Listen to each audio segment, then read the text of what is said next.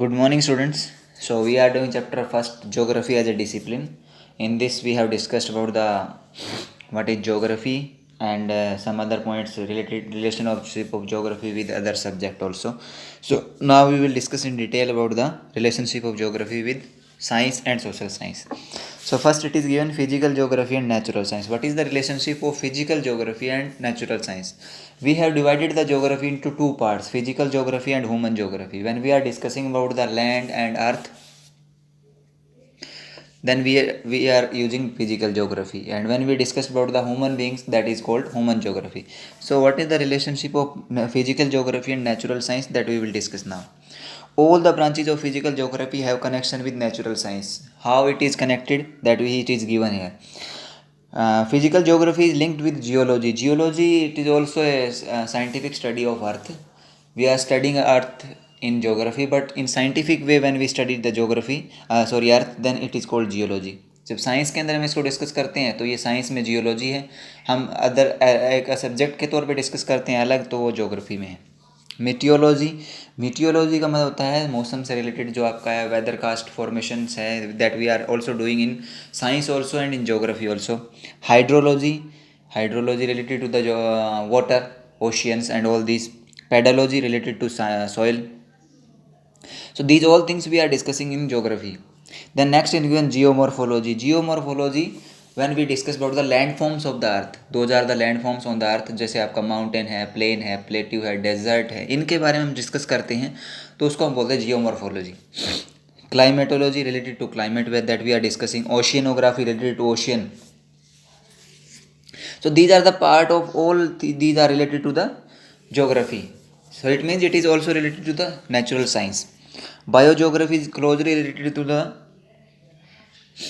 और इसमें ये भी कहा गया कि natural science as these derived the data from in these sciences, यानी नेचुरल साइंस के अंदर जितने भी डाटा है या और जो भी चीज़ें लेते हैं, they are taking from physical geography, वो फिजिकल ज्योग्राफी से आते हैं. Biogeography is closely related to botany. Biogeography होता है आपका प्लांट्स और एनिमल्स का डिस्कशन जो है. बॉटनी आपका प्लांट से हो गया, जूलॉजी आपका एनिमल से रिलेटेड हो गया. These are the two subject in science. And biogeography, it is related to geography. So these are connected with biogeography, botany and zoology. Botany relates study of plants and zoology study of animals. Next, the cartographic and quantitative techniques require sufficient proficiency in mathematics, statistics and economics. You will discuss about the statistics and quantitative techniques, mean, median, mode in economics also, in maths also and in geography also. Cartographic techniques related to the map work, diagram etc. we are making. In same way we are making in the maths also. So it is also related to this subject also, math and economics, about this physical geography. Now next is given geography and social science. What is the relationship geography and social science? The history of geographical thought. There is one paper in PG, post graduate classes in geography, history of geographical thought. So in that what we are discussing about the what was the thinking of the people in the ancient time about geography. उन्होंने geography को कैसे लिया, कैसे उन्होंने geography के बारे में discuss किया, तो वो चीज़ें हम हिस्ट्री के अंदर भी पढ़ते हैं. We are studying in history also and we are studying in geography also. All the social science discipline, all the social science subject, जैसे सोशियोलॉजी है, पॉलिटिकल साइंस है, आपका demography, demography related to population, study different aspects of social reality. हम social समाज के बारे में discuss करते हैं, तो वो आपका ज्योग्राफी में भी आता है. जो ह्यूमन ज्योग्राफी है, that is totally depend on this. You can call it that physical geography related to natural science है, और जो आपकी human geography that is related to social science, क्योंकि सोशल साइंस में हम ह्यूमन बींग्स के बारे में डिस्कस करते हैं, और फिजिकल ज्योग्राफी में हम क्या करते हैं, हम डिस्कस करते हैं physical aspects of the earth, और उसका रिलेशन किससे ज़्यादा है, नेचुरल साइंस से. ह्यूमन ज्योग्राफी का रिलेशन किससे ज़्यादा है, सोशल साइंस से. तो इसका मतलब ज्योग्राफी की दो ब्रांच है, they are related to this geography. Geography की दो ब्रांच है, वो आपकी नेचुरल साइंस और सोशल साइंस से रिलेटेड है. Now next is given the sovereignty, while political geography is also interested in the study of the state as a spatial unit as well as people and their political behaviour. Political geography भी होती है. Political science में आप क्या पढ़ते हो, political जो आपका कंट्री के बारे में डिस्कशन है, all things that you are studying. So these things are also study in the geography also, political geography भी है उसके अंदर भी हम पढ़ते हैं। जैसे आपका in +2 class when we will discuss about geography in that human geography is given, तो उसमें हम इन चीज़ों के बारे में डिस्कस करेंगे, डेमोग्राफी, पॉपुलेशन के बारे में, कितने के लोग कहाँ पे रहते हैं। तो these things are coming in political science also. Geography and economics, geography and economics में तो बहुत चीज़ें जो है आपकी वो सिमिलर हैं। कौन सी सिमिलर हैं? जैसे आपकी बताई गई है ज्योग्राफी के अंदर, economics deal with the basic attributes of economy such as production, distribution, exchange, consumption and part of the geography, economic geography. जैसे हम इकोनॉमिक्स के अंदर का डिस्ट्रीब्यूशन का है, कंजप्शन का है, प्रोडक्शन का डिस्कस करते हैं, वो आपका ज्योग्राफी में भी आता है। जैसे आपका primary, secondary, tertiary sector that we are studying in economics, they are also coming in the geography also. This is the relationship of geography and social science. In same way we have discussed about the relationship of geography with science. Now we will discuss, there are two approaches in geography. Those are given by two German geographer. दो German geographer थे, उन्होंने approach बनाई एक study करने का geography को, यानी कैसे ज्योग्राफी को स्टडी किया जाए। उसके लिए उन्होंने दो अप्रोच दी है। First approach is given systematic approach. Systematic approach it is given by Alexander von Humboldt, AW Humboldt. ये जर्मन जोग्राफर थे, इन्होंने ये अलेक्जेंडर वॉन हम्बोल्ट, इन्होंने ये आपका क्या है सिस्टमेटिक अप्रोच दी है ज्योग्राफी के अंदर। सिस्टमेटिक अप्रोच का मतलब क्या है यहाँ पे, कि उन्होंने कहा कि हम ज्योग्राफी को एक सिस्टम के तौर पे पर्टिकुलरली हम क्या, जैसे हमने physical geography, human geography, bio geography, इसमें पार्ट में डिवाइड करके डिस्कस करेंगे। उन्होंने कहा कि फिजिकल हम ज्योग्राफी को क्या करेंगे, हम पार्ट्स में डिवाइड करेंगे। We will divide the geography into branches, branch आप कह सकते हो। उन्होंने 3 ब्रांच बना दी इसकी मेनली, एक बना दी फिजिकल ज्योग्राफी, दूसरी बना दी ह्यूमन ज्योग्राफी और तीसरी बना दी उन्होंने बायो ज्योग्राफी। अब फिजिकल ज्योग्राफी में हम क्या पढ़ते हैं, जियोमॉर्फोलॉजी, लैंड फॉर्म्स जो अर्थ के हैं उनके बारे में, उनके कैसे फॉर्मेशन हुई, कैसे वो बने, रॉक्स कैसे बनी, this all are coming in geomorphology. Climatology में क्लाइमेट के बारे में करते हैं, hydrology related to water and soil geography related to soil. तो ये सिस्टमेटिक अप्रोच में उन्होंने क्या किया, फिजिकल ज्योग्राफी, ह्यूमन ज्योग्राफी और बायो ज्योग्राफी 3 पार्ट बना लिए ज्योग्राफी के। फिजिकल ज्योग्राफी में उन्होंने इन चीज़ों को रखा। ह्यूमन ज्योग्राफी में सोशल एंड कल्चरल ज्योग्राफी, हमारा समाज है उसके बारे में, बस्तियाँ जो आपके सेटलमेंट बसी हुई है, कहाँ पे लोग रहते हैं, कहाँ पे रहना स्टार्ट किया था, these things are coming in this. Population and settlement geography, rural area में कितने लोग रहते हैं, अर्बन एरिया में कौन से रहते हैं, this also coming in this human geography. Economic geography, historical political geography, population के बारे में डिस्कशन करते हैं, ज्योग्राफी के हिस्ट्री के बारे में पढ़ते हैं। इकोनॉमिक्स के अंदर हम स्टेटिस्टिक्स के बारे में, सेकेंडरी टर्सरी GDP के बारे में पढ़ते हैं। These things are also coming in geography also. Then bio geography, plant, zoo geography, जो प्लांट ज्योग्राफी आपका हमने डिस्कस किया है, प्लांट्स के बारे में, फॉर्मेशन के बारे में है। जो आपका एनिमल्स है उनका भी डिस्कशन हम करते हैं इसके अंदर। इकोलॉजी, जो इन्वायरमेंट है हमारा, उसके बारे में भी डिस्कशन होता है। तो these all things are coming in this.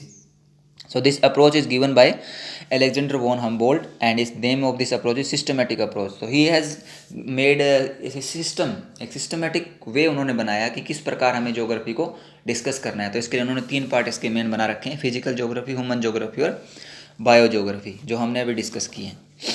Next is given branches of geography on based on regional approach. Regional approach है, ये भी एक अप्रोच सिस्टमेटिक अप्रोच की तरह दी थी। इसको दिया था कार्ल रिटर ने। This approach is given by Carl Ritter, ये भी एक जर्मन ज्योग्राफर थे, ठीक है। जो अलेक्जेंडर वॉन हम्बोल्ट थे, ही बिलीव्ड इन विजिटिंग जर्नी। उनका मानना था कि हम जब तक घूमकर अर्थ के बारे में नहीं देखेंगे, उनके बारे में जानकारी नहीं लेंगे, we can't know about the geography. उन्होंने कहा कि अगर एक ज्योग्राफर बनना है तो आपको अपने जूते हैं उनको घिसाना पड़ेगा। घिसाने का मतलब क्या है कि आपको घूमना पड़ेगा, you have to visit all areas, जिससे क्या है आपको हर एक एरिया का इन्फॉर्मेशन मिले और उसके अकॉर्डिंग आप अपनी विचार, उसको थॉट्स बनाओ।